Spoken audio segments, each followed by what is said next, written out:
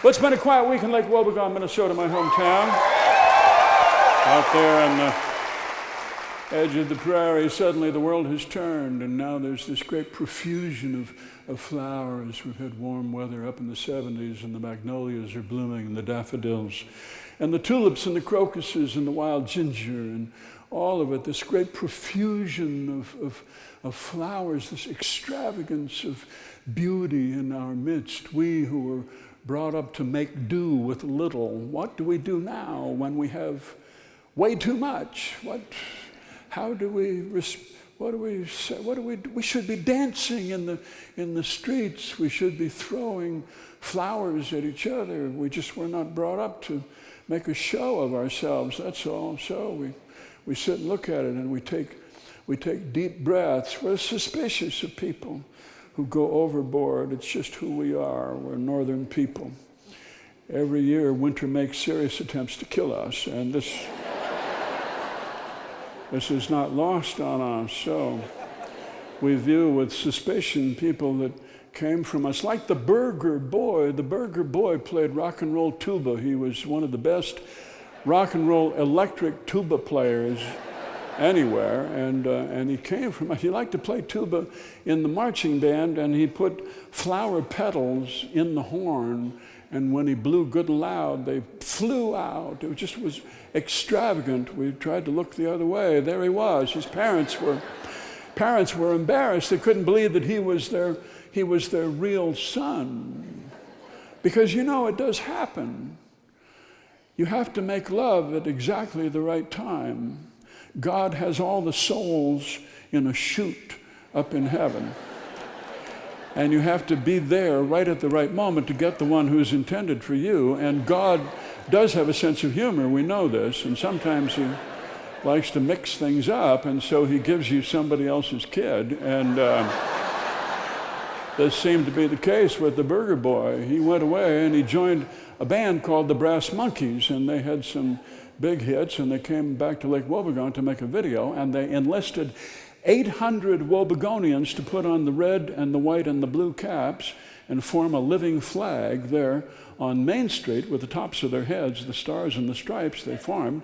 And there were 4 rockets, and these 4 members of the band playing, and the rockets went up with a big whoosh, and they blew flower petals, white flower petals, out of the tails, and there was flower petals everywhere, and everybody was thrilled by this, except moments later when they started to itch themselves.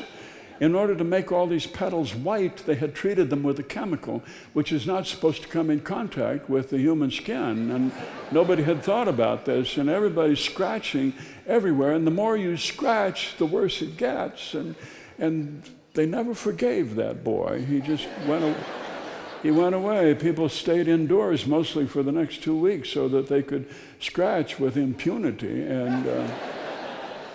and he just never came back. He got out of music, and he became a school counselor, and he wrote a book called Only You Can Become You, which, whatever that means, we have no idea. No, people who are extravagant draw attention to themselves in Lake Wobegon, and we're very dubious about that. The Dickmeyers, Earl and Ruby Dickmeyer, used to live out on a farm, and there was a big sign at the road going into the farm, and it said, "World's largest pile of burlap bags." We call them gunnies up there, gunny sacks, but burlap bags, and it was, I guess it was. I mean, who keeps track of these things? I don't know. I mean, Earl just hated to throw things away, and so he saved these burlap bags, and he got a pretty good pile of them, and then other people brought their bags over and added them to it in this big old pole barn that he didn't use, and pretty soon it was 10 feet high, and then he got interested in making it bigger, and it became an obsession, and he grew it, and it got to be 40 feet high, and it was pushing the roof of the pole barn up, and people came to see it. It got its own website, and people came to believe that the weight of this pile of burlap bags created such heat at the base that it was a glowing coal. You could see it at night. It was a glowing bluish coal. And they believed it created a gas called phlogiston, phlogiston. And they believed that this was beneficial for people who had prostate problems.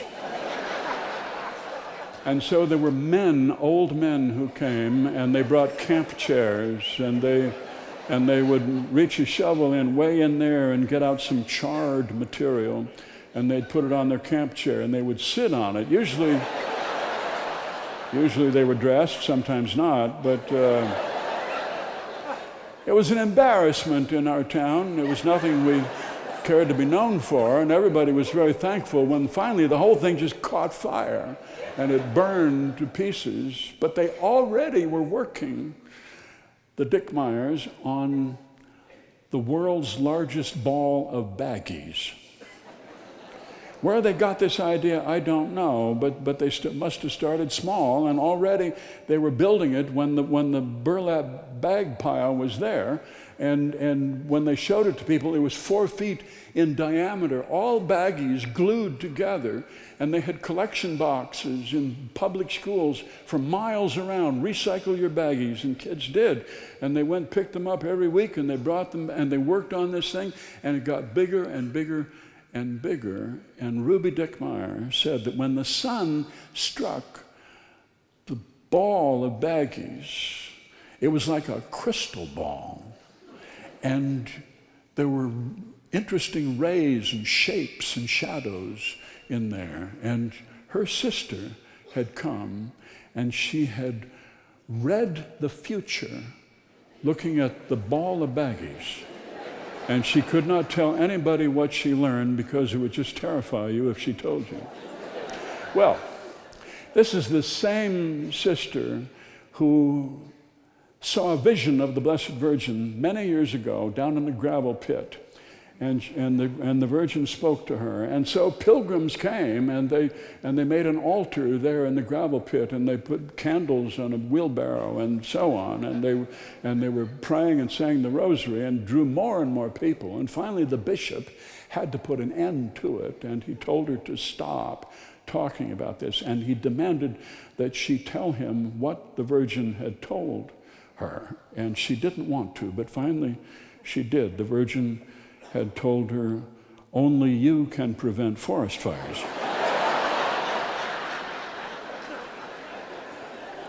So we figure that this world's largest ball of baggies, when it does become the world's largest ball, is going to become a shrine of some kind, and that sister is going to be involved with it, and they're going to put up a sign, and strange people are going to come to town. And that's what happens.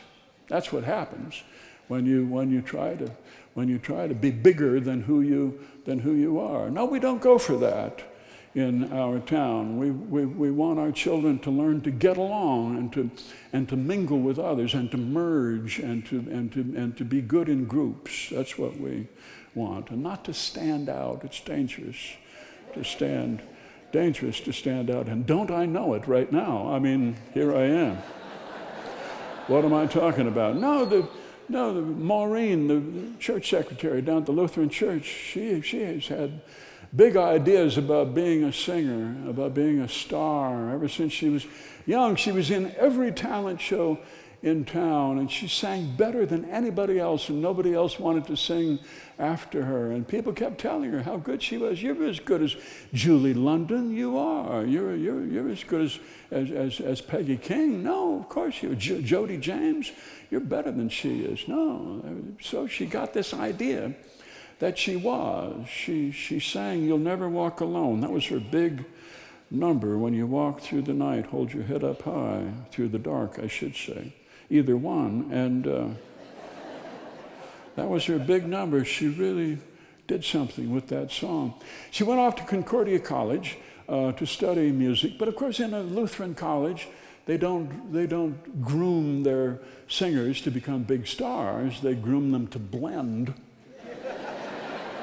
with other people, and so she did, and she was dissatisfied with that, and she dropped out after a couple of years, and she went off to live in Chicago, where she would have a better chance of being discovered.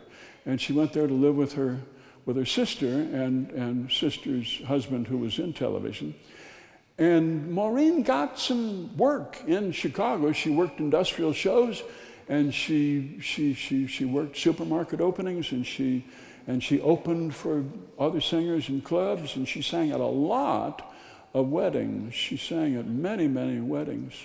Always she sang "You'll Never Walk Alone" at weddings. And she waited for her big chance, and she waited for it to come, and it didn't come, and she waited. And then she was shocked when the newspaper called and said they were going to give her a community service award for having sung at more weddings than anybody else. She had sung at 2,000 weddings.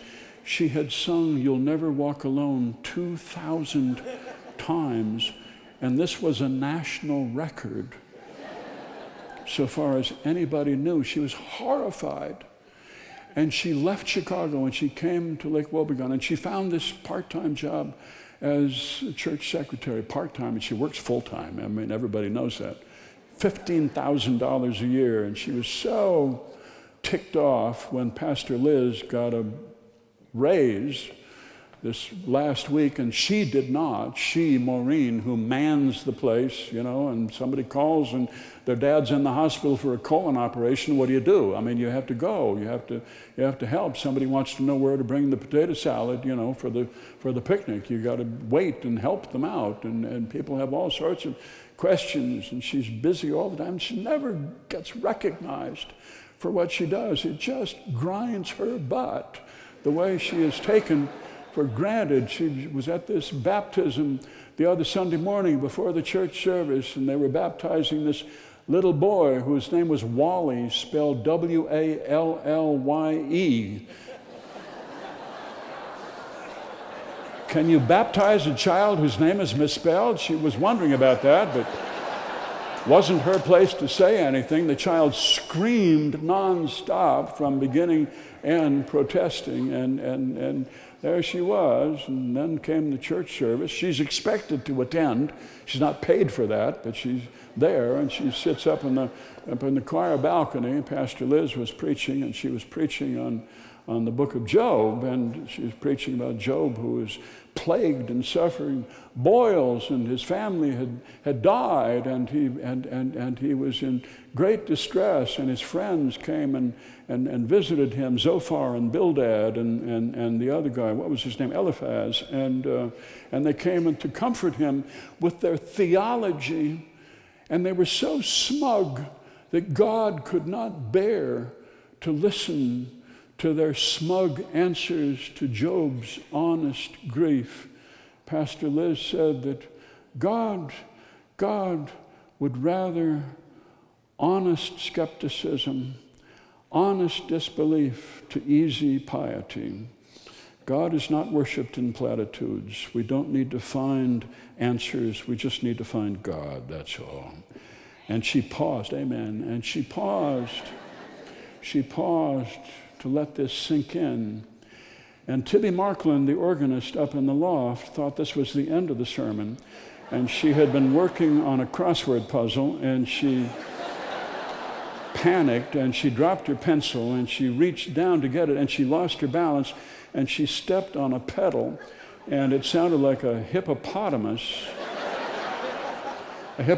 snoring, and 3 of the altos laughed out loud, those horrible whinnying laughs that you laugh when you're under a lot of pressure not to.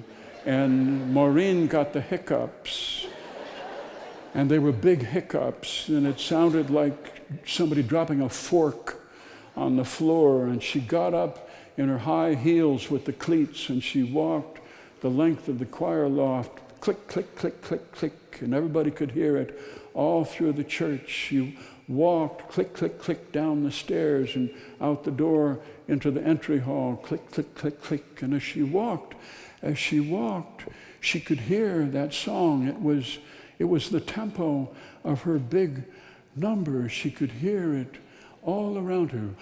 Walk on through the wind, walk on through the rain, though your dreams be tossed and blown. Everybody, walk on with hope in your heart, and you'll never walk alone. You'll never walk alone. She walked alone all down the block. She walked into the Chatterbox Cafe. She thought, I'm going to go back to Chicago. I'm going to go back there. I'm going to make a video. I'm going to make a video walking down Michigan Avenue. My brother-in-law is going to do it. I'm going to be walking down Michigan Avenue and singing, You'll Never Walk Alone, and people will fall in behind me. And I'll walk into the woods towards this flowering tree, and the wind is blowing in my face, and it's blowing flower blossoms all over me. It'll be so beautiful. That's the news from Lake Wobegon, where all the women are strong, all the men are good looking, all the children are above average.